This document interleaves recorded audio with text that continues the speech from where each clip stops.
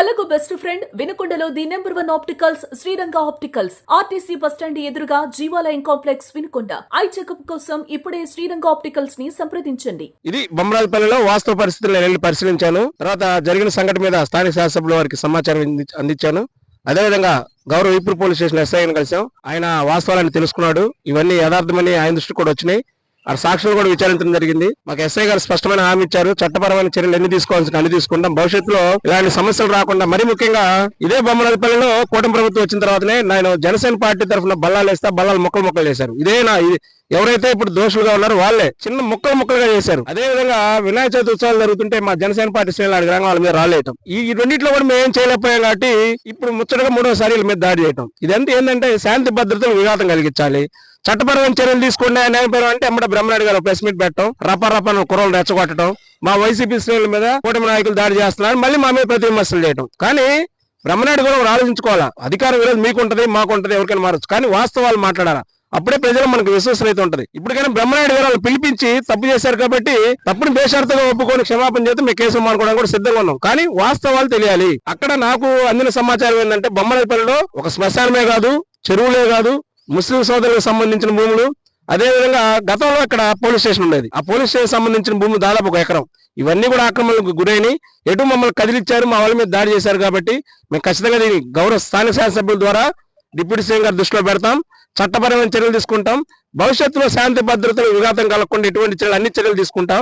జై హింద్, జై Janasena. Thank you. Janasena వాళ్ళని వీళ్ళు మన 2024లో ఎలక్షన్ అయితే 2024లో జనసేన వాళ్ళే మామూలుగా ఇబ్బంది పెట్టే వాళ్ళు ఉండబట్టే అధికారంలోకి వచ్చింది. కాబట్టి ఆ జనసేన వాళ్ళని ఇబ్బంది పెట్టి ఈ రకంగా కేసులని బోజులని మామూలుగా తిప్పించి మామూలుగా వాళ్ళని కొట్టినాం అనుకో, వీళ్ళు అదిరిపోతే మళ్ళా రేపు ప్రెసిడెంట్ ఎలక్షన్లకి మేమే గెలుస్తామని వాళ్ళు జనాలకు చెప్పటం, వీళ్ళ మీద వైఎస్ఆర్ వాళ్ళు వచ్చి ఇది జనసేన వాళ్ళని కొడుతున్నారండి. ఇది వాళ్ళకి అంతర్గతంగా వాళ్ళకున్న ఆలోచన ఏంటంటే, ఇక్కడ జనసేనలు బెదిరిస్తే రాబోయే స్థానిక సంస్థలకు ఎంపీటీసీ కానీ, జెడ్పీటీసీ కానీ, పంచాయతీలకు ఇది గెలవచ్చు. ఎవరైతే గెట్టుకున్నారో వీళ్ళని ఇబ్బంది పెడితే అసలు ఎవడు ఎదురు చూడండి. ఇది అబ్బాయి ఎంత దారుణం కొట్టారంటే, ఇది చూడండి, ఇది ఇక్కడ చూడండి.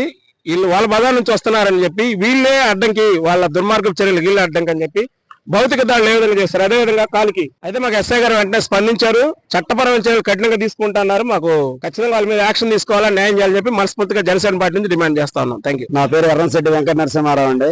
ఈపూరు మండలం బొమ్మరాజుపల్లి గ్రామం. నేను జనసేన కార్యకర్తగా ఉన్నాను. నేను బొమ్మరాజుపల్లి గ్రామంలో వైసీపీ నాయకులు చేసిన అరాచకాలపై లోకయుక్తాల్లో వాళ్ళు భూ కబ్జాలు, భూ వెబ్ ల్యాండ్ లో ట్రాన్స్ఫర్స్, ఇవన్నీ వాటి మీద లోకయుక్తాలో బొమ్మరాజుపల్లి జరిగే కార్యక్రమాల మీద 5 కేసులు ఫైల్ చేశాను. నేను PGRS లో కలెక్టర్ గారి ఆఫీస్ లో బొమ్మరాజుపల్లి గ్రామంలో శ్మశానము, చెరువు, డొంకలు ఆక్రమణ జరిగిందని ఆన్లైన్ లో ఫిర్యాదు చేశాను. ఈ ఫిర్యాదు నిమిత్తము ఈపూరు తహసీల్దార్ గారు మండల పరిషత్ అధికారికి తీర్మానం చేసి సర్వే చేసి భూమిని అప్పచెప్పించగా నోటీస్ ఇచ్చున్నారు. ఈ నోటీసులో నా పేరు కూడా ఉదయించినారు. కాబట్టి కంప్లైంట్ దాన్ని నన్ను పిలిపించినారు. నేను మండల సర్వేరు, గ్రామ సర్వేరు, పంచాయతీ సెక్రటరీ భూమి మీదకి వెళ్లి కొలుచుండగా బోయిన సోమయ్య అనే అతను ఆ ఊరు డొంకను ఆక్రమించుకున్నాడు. డొంకలాడిని మిరమదాటేసుకున్నాడు. దాని పక్కనే 115/2లో 3 ఎకరాల ఆక్రమణ జరిగింది. FLR ప్రకారం రికార్డు లేదు. రీసర్వేలో ఆ అప్పటిన్న వైసీపీ గవర్నమెంట్ లో కనిట్టి వెంకటరత్న ఊరి పేరు ఈ ఊరిలో కాని వ్యక్తికి 3 ఎకరాలు ఆన్లైన్ చేశారు. ఇది రీసర్వేలో. ఇప్పుడు ఆ భూమిని మేము కొలపిస్తున్నామన్న దురుద్దేశంతో, కక్షతో నా మీద నేను కొలత కొలిచి శ్మశానము, డొంక కొలుచుకొని చెరువు కొలుద్దామని వెళ్లే సమయంలో నేను మా అన్నయ్య గారి కుమారుని ఎర్రంశెట్టి అశోక్ బండి మీద వస్తుండగా వాళ్ళ ఇంటి సమీపంలోకి రాగానే మా బండిని ఆపి, నువ్వేంద్రా చెరువు కొరిపించేది, నువ్వేమి ఈ ఊర్లో పెద్ద మునగాడివా, నువ్వేమైనా ప్రెసిడెంట్వా, నేను ఈ వార్డు నెంబర్ని ఏంది, నేను 1వ నెంబర్ని మా ఎంపీటీ చేశాడు, బామ్మర్ది ఇది చేస్తున్నాడు ఇప్పుడు ఎంపీటీసీ.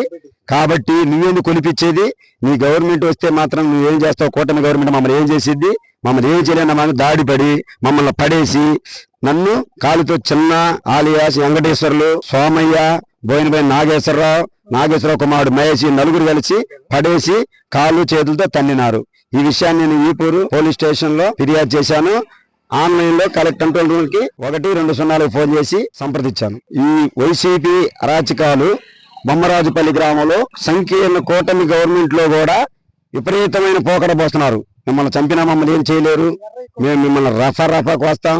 ఇలాంటి వాటిలతో 5 నిమిషాలు మమ్మల్ని వదిలితే ఊరిని మాడి మసైపోతుడు చేస్తాం. మా సంగతి తెలీదు. ఎర్రయ్య కుమారుడు కొండవర్జు సుబ్రహ్మణ్యం, అతను అంత ముందు కేసులో ముద్దాయి. 5 నిమిషాలు వదిలిపెడితే ఊరిని శ్మశానం చేస్తాం. మమ్మల్ని ఏమి చేయలేరు మీరు, జనసేన వాళ్ళు కానీ ఏం చేయలేరని విపరీతమైన దుర్భాషలాడి మమ్మల్ని కాళ్ళతో తన్నారు.